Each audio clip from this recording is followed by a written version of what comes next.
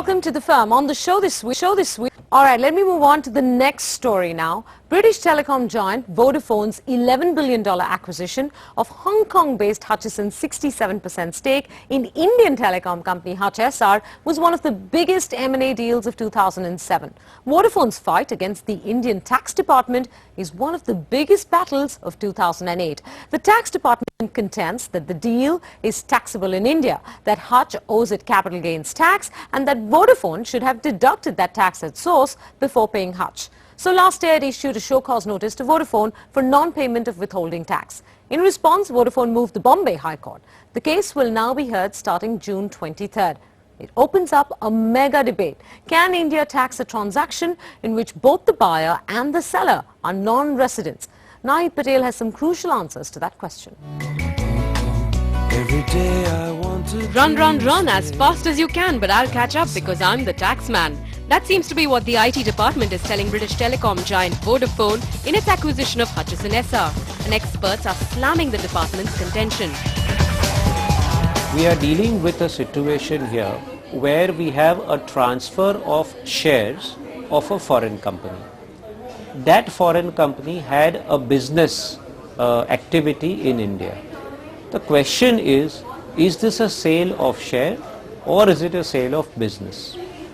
If factually it is sale of shares of a foreign company, then the legal situs of those shares do not lie in India.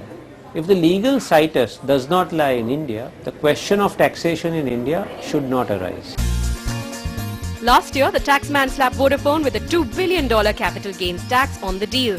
Vodafone had purchased the shares of CGP, a company incorporated in the Cayman Islands. In turn, the Cayman Island company owns a Mauritius company, and the Mauritius company actually is the holder of the shares of the Indian operating business, Vodafone SR Limited. This kind of tiered ownership is quite common in corporate practice. It's this corporate veil that the taxman wants to pierce and show that income from the Hutch Vodafone deal indirectly accrues in India and hence is subject to tax. It's a strategy that isn't going down well with legal and tax experts, especially as India has a clear-cut double tax avoidance treaty with Mauritius. Now there is a settled position vis-a-vis Mauritius in Azadi Bachao Andolan, where the Supreme Court has held that a tax residence certificate of a Mauritius entity is sufficient to prove residency, of that company. Unless, of course, there is money laundering or, terrorism suspicion, taxman cannot really pierce a corporate veil, of a Mauritius entity. Take a hypothetical case of an individual shareholder in the USA, for instance, who holds shares of a US company, and he sells those shares to another non-resident buyer. Now the US company may have a third or a fourth or a fifth tier subsidiary in India. Then would we say that as a consequence of sale of shares of the US company, to that extent there is a transfer of business in India? In other words, would we disregard the corporate form of legal entity and look through that in each and every case and say that ultimately if there is a business in India, there should be tax in India? But Vodafone hasn't pulled the rug from under the taxman's feet just yet. Sunil Kapadia from E&Y has a different take on the issue. The department is going to vehemently argue in the courts that it is a case of a indirect sale of a capital asset situated in India, even though shares of an holding company were sold by the sellers to the buyers outside India, and that there is a tax withholding obligation on the buyers. Their argument would be that the capital asset was situated in India and it is an indirect sale because the business was situated in India.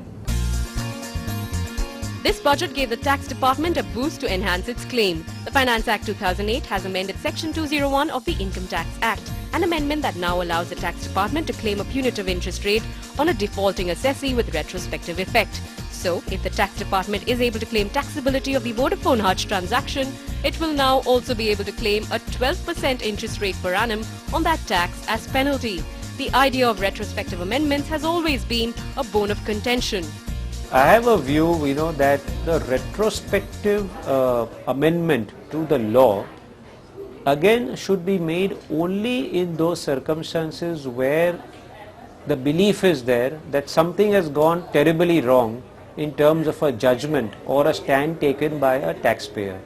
See, what we have seen unfortunately is a trend where the retrospective amendment has virtually been sought to be made whenever there is a case law against the revenue. So both in terms of thinking and drafting, we need to go a long way. It is very important that any time any amendment has to be brought in of a substantive nature, we should be taking some time, allow public debate to happen and take into account all that. You cannot bring them just like a fatwa. Right now, Vodafone has approached the Bombay High Court to have the Income Tax Authority's show cause notice quashed. But a mere quashing of the notice will not mean that Vodafone is home free. Unless the Bombay High Court goes into the merits of the case and determines the taxability of the transaction itself, this is not the final chapter. The larger dispute is whether there is capital gains tax payable on this transaction or not. And Vodafone is seeking a limited position or a view on withholding tax liability on the capital gains tax. So even if this is quashed, be it at the Bombay High Court or the Supreme Court level, the taxman is free to stake its claim on the actual taxability of the transaction. With global markets opening up, tax hounds all over the world are sniffing around for their pound of flesh. The Bombay High Court's ruling will set an important precedent for M&A taxability in India. It will also answer a vital question. When non-residents approach a transaction in India, do they have a surety of tax law? In Mumbai, Nahid Patel. With that, it's a wrap on this edition of The Firm. We'll be back the week after next. Meanwhile, you can stay in touch by writing into The Firm at network18online.com. Thanks for watching.